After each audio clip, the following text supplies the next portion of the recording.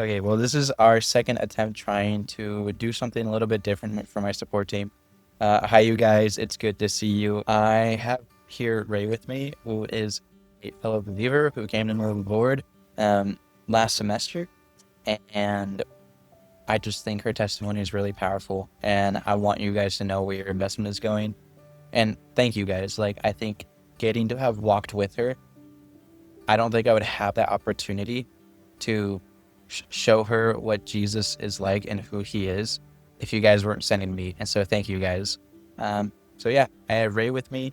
Again, she gave her life to Christ last semester.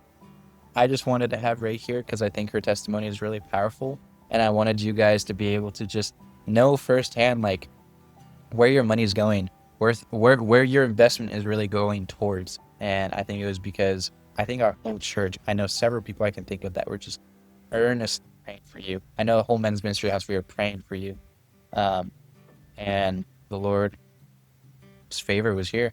And I think we're just really grateful to have shown you who Christ is through our actions. Why don't you tell me about like your whole summer program, like what that was like for you, and I guess like where you were coming from when you got to know one of our Christian friends. We started talking about the creation of the universe quite a lot, and that's when I learned that he was Christian.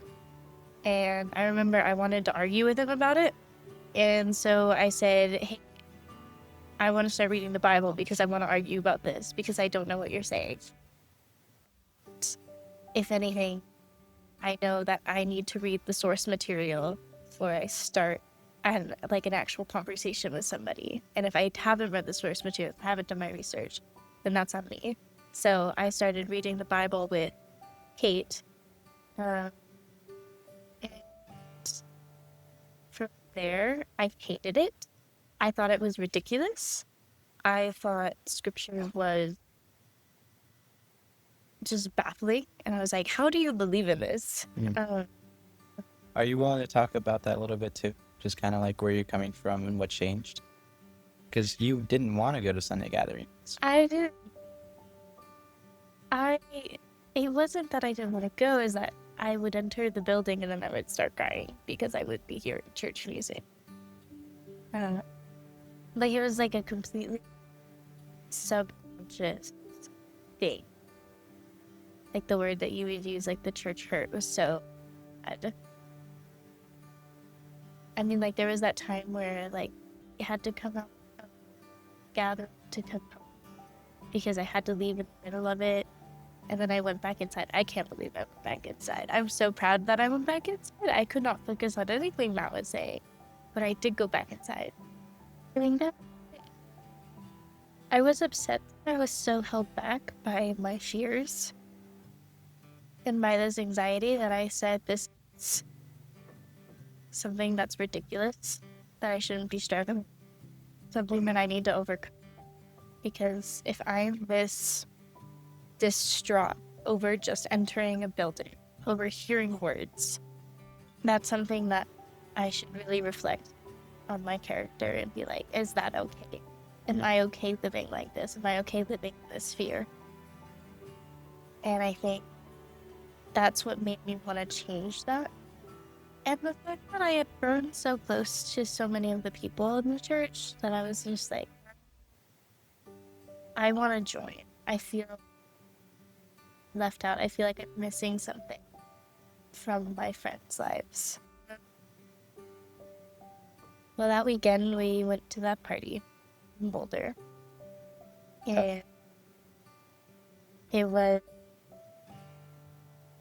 a party that a very, very good friend of mine who had seen so much of the world kick me down over and over again. She had invited me to. And it was the first like frat party that I had ever really been to. And then the house parties, never been to like kind of situation. She didn't look out for me. She didn't care for the fact that I was anxious about going in the first place. Uh, it was so hurtful. I felt neglected by her. I felt so betrayed, really. Because I remember it was the day before that she came to the church's Halloween Yeah, the party. truth. And I remember I spent so much of my time not with my friends in the church, but looking after her because I knew that she was drinking. I knew that she was not, like, I just wanted her to be safe. I wanted her to have fun. I wanted her engaged and, like, feeling like she belonged, feeling like she had a place, feeling like there were people that wanted to talk to her, that she wasn't alone. Because that would have been my worry about being at a party with a bunch of strangers, especially when you feel like they are going to look down on you and you know they don't want you drinking. You know that's the only way that you're going to feel comfortable. Like, she had all of these insecurities around it, and I just wanted to make her feel loved. And remember, I put in so much effort. I sacrificed so much of my night to be there for her, that when I was a guest, her end. Sorry, I don't mean to interrupt. Just to give context, their agreement was that her friend would come to one of our church parties, and then in return, she would go to one of her friends' parties of her choice. And her friend's party of her choice was a frat party in Boulder. But when I was the guest, I received none of that care, none of that. And I remember I just felt terrible the entire next day. And I left early. And when I went to church, that feeling was still with me. I remember hearing Matt preaching and the songs and just the entire church body. The fact that when I saw being sitting alone, that one of the girls in the church said, "Hey, you should come sit over here." And just the love and attention that was being poured into in the church, I think, was so evident in contrast to what I had seen with my friend. That, like, the feeling was just overwhelming with joy and acceptance and belonging, and really understanding that no matter where you come from, God accepts you as you are. Like, final thoughts you want to say to the people that are watching this, that are on the team? And I was hearing from a friend recently about how it can be so hard when there's people who fully reject the Lord. And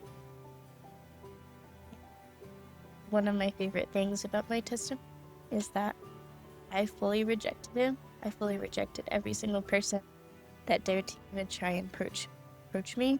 That when it says that he softens hearts, he means that he softens heart. There is no heart that God cannot soften. I think I'm encouraged by that.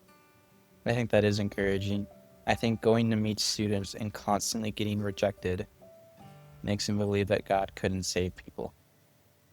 But who am I, a man that's only 25 years old, who sins and is foolish, say that about God, who knows my heart and knows the hair follicles in my head, the number that there are in my head. Like, he writes my name on his holy hand. How can I dare say that? And so I think that's encouraging to hear that God can do anything. And I really needed that. At the time when you were being pursued by the Lord, I was praying earnestly, God, I just need a reminder that you're faithful.